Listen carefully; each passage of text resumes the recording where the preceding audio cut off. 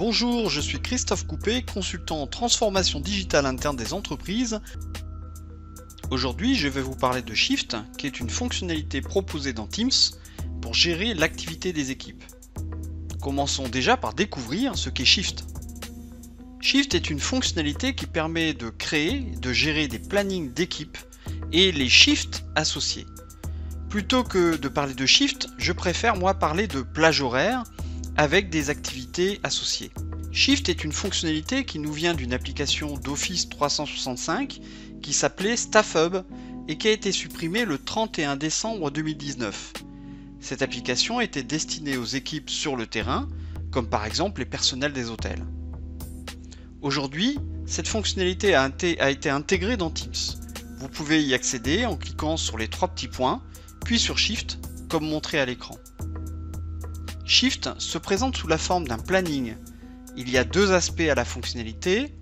Tout d'abord, la vision du côté de l'administrateur d'un planning et ensuite, la vision des utilisateurs qui vont utiliser ce planning et qui vont pouvoir interagir avec. Ce sont ces deux visions que nous allons voir ensemble dans cette vidéo.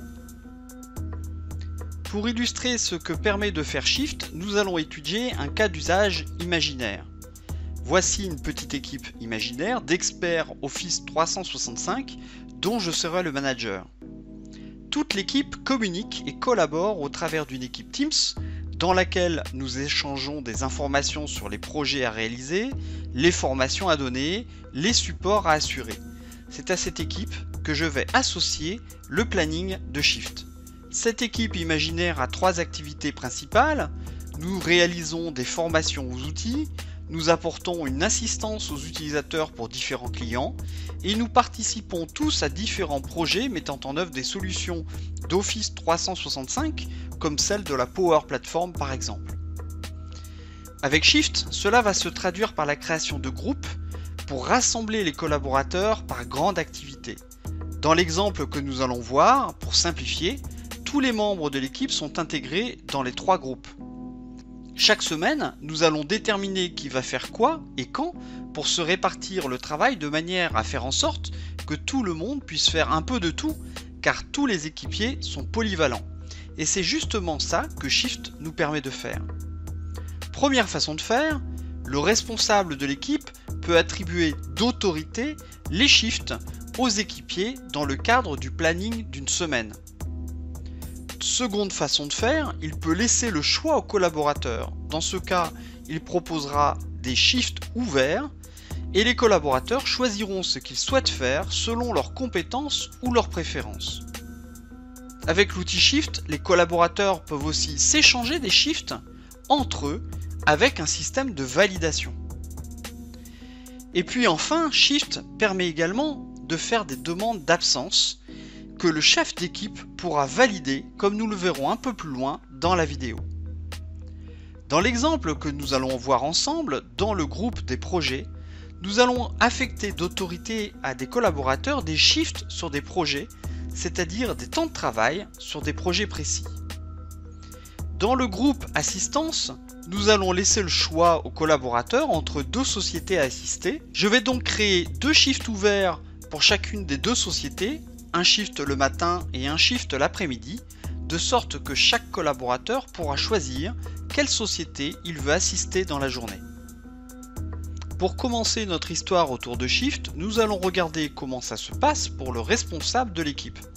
Et pour commencer, nous allons créer un planning et l'associer à l'équipe Teams partagée par toute la petite équipe.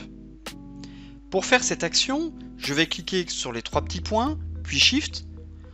Ensuite, je vais choisir l'équipe Teams à laquelle je souhaite associer le planning. En l'occurrence ici, je choisis l'équipe Teams dont je me sers pour animer la petite équipe. Ensuite, je vais créer trois groupes. Le groupe de celles et ceux qui vont travailler sur les projets, le groupe de celles et ceux qui vont assurer un support à nos clients et le groupe qui va assurer les formations. Une fois ces groupes créés, je vais intégrer les collaborateurs concernés. En l'occurrence, comme je l'ai expliqué, pour simplifier la démonstration, je mets ici tous mes équipiers dans les trois groupes. Dans la réalité, ce sont certainement des personnes différentes. Je vais ensuite créer ce qu'on appelle les shift projets, c'est-à-dire les zones de plage de travail sur les deux projets Apollo et Mercury que je vais attribuer d'autorité à quelques personnes.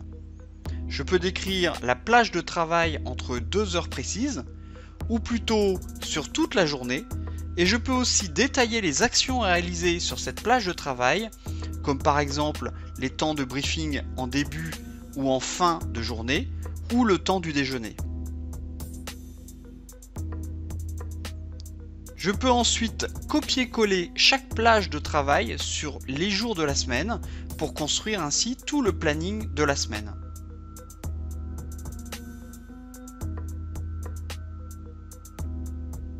Passons maintenant au groupe de l'assistance.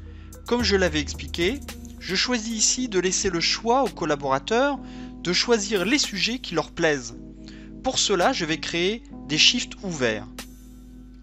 Il y a 2 entreprises à accompagner, l'entreprise Truc et l'entreprise Bidule. Pour chaque entreprise, je vais créer un shift pour le matin et un shift pour l'après-midi pour permettre un choix précis. Je vais faire l'opération pour les 2 entreprises. Ensuite, je vais recopier ces shifts sur les autres jours de la semaine par simple copier-coller.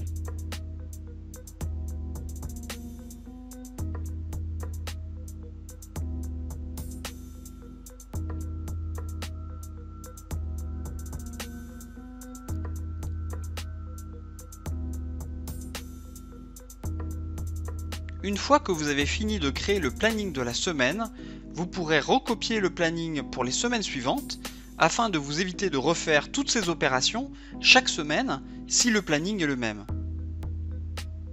Quand votre planning de la semaine est bien terminé, cliquez sur Partager avec l'équipe. C'est uniquement à partir de ce moment que les collaborateurs pourront voir le calendrier de leur côté.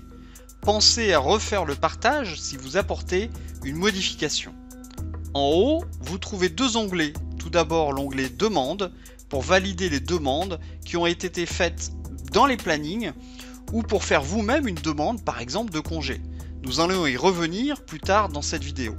Vous avez également un onglet Paramètres qui vous permet de définir quelques options comme le fuseau horaire, le jour du début de semaine, les motifs de demande de congé. Vous avez aussi la possibilité de configurer une fonctionnalité de pointeuse que je vous laisse tester. Enfin, vous pouvez exporter les plannings en fichier Excel. Pour cela, cliquez sur les 3 petits points en haut à droite, puis sur Exporter.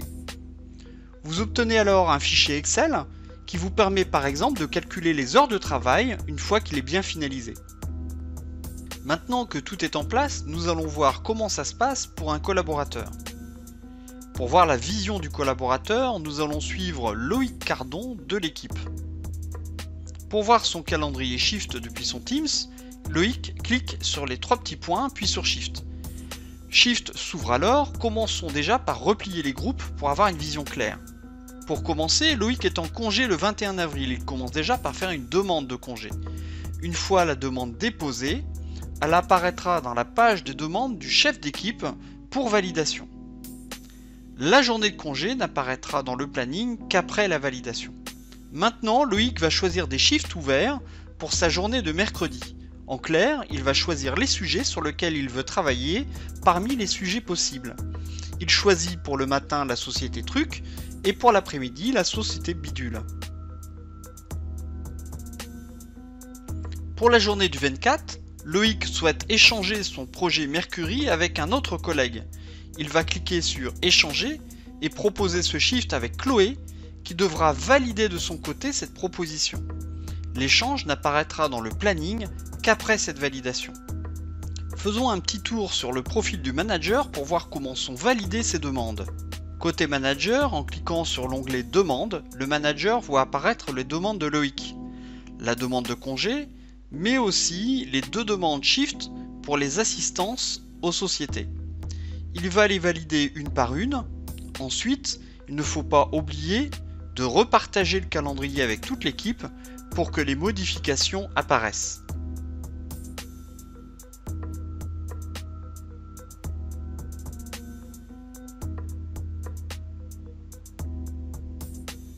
Revenons maintenant rapidement sur le profil de Loïc.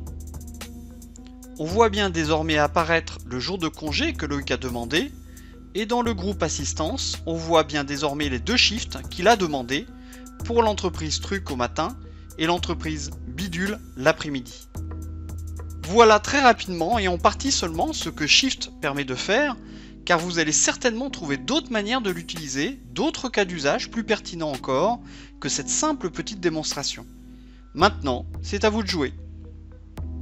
Voilà, c'est fini pour cette vidéo, j'espère qu'elle vous aura été utile.